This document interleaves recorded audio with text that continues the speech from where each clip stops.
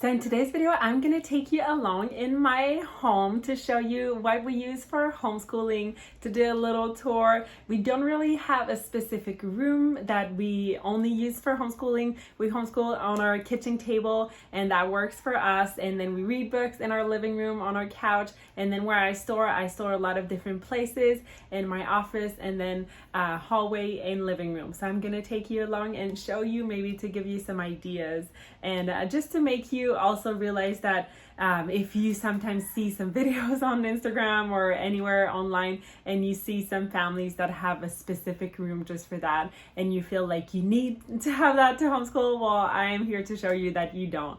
We live in a small apartment that has 3 bedrooms and we just have to make it work however we can.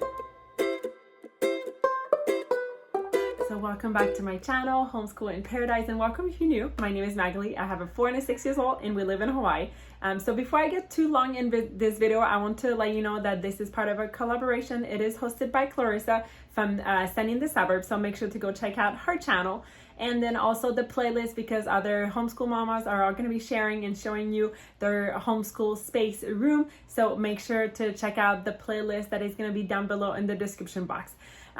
So like I said, we don't really have a specific room just for homeschooling. We just do it wherever, however we can, but mainly it's going to be on our kitchen table, couch, and then if we do things outside, then outside. So I'm going to show you quickly in my office how I store things. Okay, so in my office, it's really not all together, but I have all the kit and then extra paint that we have, all the extra curriculum that we're not really using right now, and then some not used notebooks and things like that, my printer, and then down below, I mean, things that the kids don't necessarily use, like the comb machine and then all the things for the comb, and then I have the kit for the wellboats little robots. Okay, so I have all the books here in English. Like I said, it's a mess. I didn't clean everything.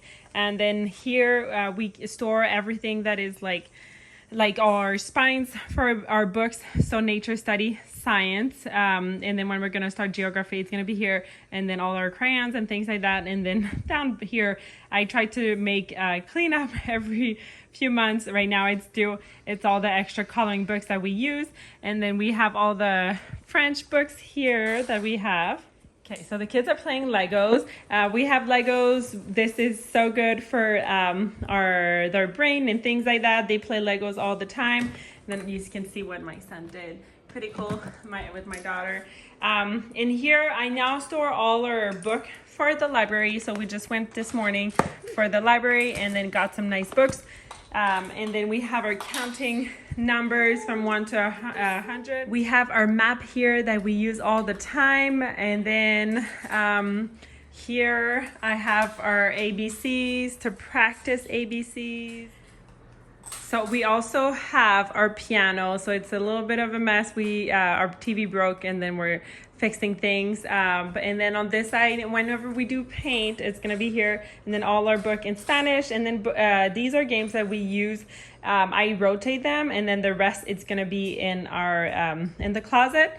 And then we have our daily calendar. Usually it's on the wall, but it broke maybe a year ago, and that's it. So that's fine.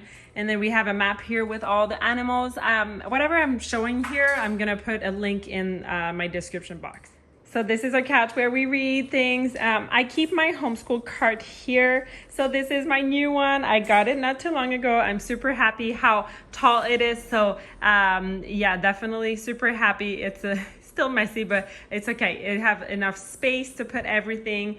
And then we just homeschool on our kitchen table, and then I can just move the cart around, and it's super sturdy. I really, really like how sturdy it is. So it's pretty much it. What we use for homeschooling is going to be just our living room and dining room. Okay, so that was pretty much it on showing you what we use for homeschooling, and I hope that it gave you some ideas and maybe reassured you that you don't need a specific room just for homeschooling, and just use the space that you have. So if you have any question, or please let me know down below what you use for homeschooling, which space do you use, if you have a dedicated room or not. And thank you so much for being here. Make sure to like this video, subscribe if you're not already subscribed, and also make sure to go check out the playlist, because this was a collaboration hosted by Clarissa from Sunny in the Suburbs. All the links are going to be down below, and I'll see you next time. Bye!